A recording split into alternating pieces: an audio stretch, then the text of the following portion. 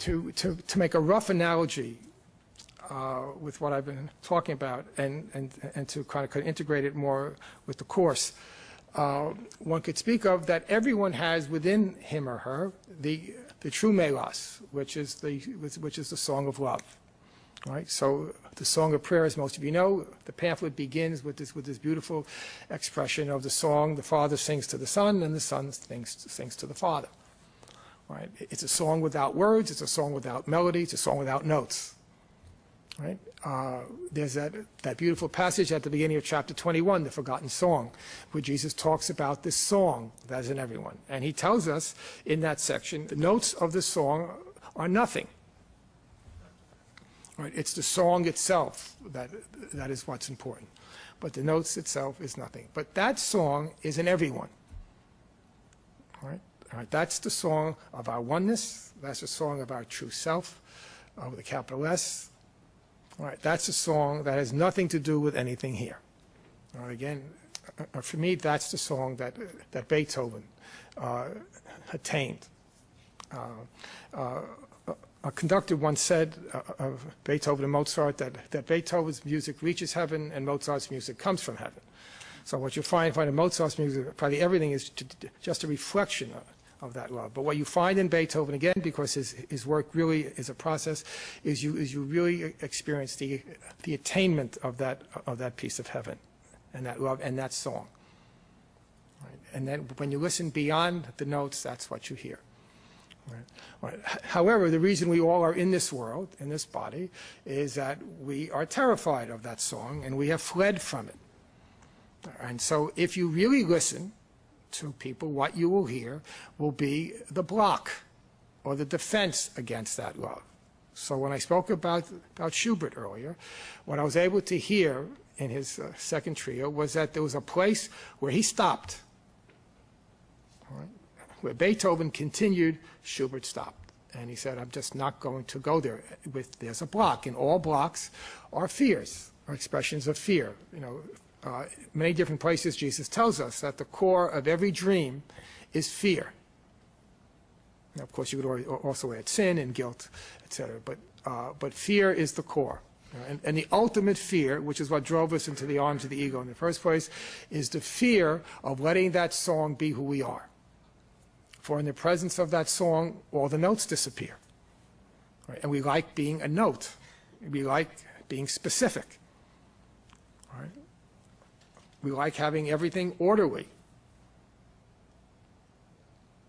Right?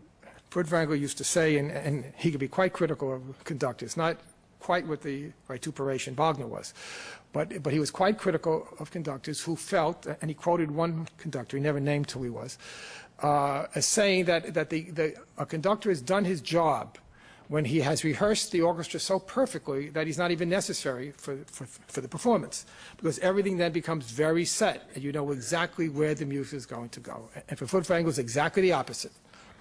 All right, so that if you listen to any of his performances, especially the live ones, you'll hear lots of wrong notes, you'll hear some false entrances. The orchestra is not always quite together, but you will hear a sweep, a kind of a rhythmic sweep that will take your breath away. And you will experience that what he's doing on the podium is recreating the same inspiration that the composer had. Right, so it became a lived experience. And what Furtwängler said, which is the point I'm making here, is that conductors become afraid of that, so therefore they rehearse every detail, so that the night of the performance there are no surprises. All right, the orchestra is not surprised, and the conductor is not surprised. And the audience that has come to expect this is certainly not surprised either, because it's always exactly the same. All right, with a Furtwängler or someone who conducted in his tradition, as Wagner again basically established, it's all different. Everything is a new experience. Right? Well, it's the same thing in our relationships with each other. Right? Right? If you open yourself up, you will hear how the block, how the fear in the other person is interfering with their letting that song of love just flow through them. Right? That's what Freud talked about when he identified defenses. Right? And actually, one of the things that he emphasized a great deal in terms of how analysts ought to be was that they should listen. He was very, very strong about that. You should listen. And if you listen carefully, your patient will tell you what the problem is. Not necessarily in words, but you'll hear the block. Right? And if you read Freud, for example, from that point of view, you'll realize he's coming from that same tradition, that you listen, and people will tell you. Right? So for example, Freud, he did this with dreams, he did it with slips of the tongue, he did it with jokes. And in fact, he said that you could do this with everybody. People will always tell you what is going on in them. You watch how they dress, you watch how they walk, you watch how they speak, you watch how they handle themselves, you watch what they say, you watch what they don't say, you watch the slips, you watch the mistakes, you listen to the dreams, and they will tell you. But you have to listen. You get beyond the technique, you get beyond what is verbal, you get beyond your own understanding, and you open up your heart. At the top of his score for the Missa Solemnis, Beethoven wrote, "From the heart, may it go to the heart. And I wrote this from the heart, may it reach the heart of the listener." Right? That's what you want to do. You want to come from that heart of love inside and be able to hear the heart of love in someone else. And then the fear of that love and the way that the person then interferes with that. There's a beautiful, beautiful phrase in the Obstacles to Peace, in the third obstacle, where Jesus talks about the attraction of death and the mournful figures, the black-draped figures that have embraced death, which really is all of us. And Jesus talks about how you touch them with the gentle hands of forgiveness. And then the drapes just fall away. You touch them with the gentle hands of forgiveness. That basically, in a nutshell, is what healing is. You feel the block, you feel the fear. You don't judge it, you don't criticize it, you don't try to fix it, you don't try to manipulate it, you don't hate it, you don't demand it be different. You just touch it with the gentle hands of forgiveness, which you cannot do if your hands are not gentle. And your hands are not gentle if you don't allow yourself to be open to that love. There's another passage in the psychotherapy pamphlet where Jesus is talking about if the therapist feels in any way that he has a need, he won't be able to hear. But at any point you feel you need something from this other person, and we're just not talking about psychotherapy, we're talking about any relationship, on any level. If you need something from that other person, you won't be able to hear. Because that neediness, which of course is specialness, will interfere with your touching the block with the gentle hands of forgiveness.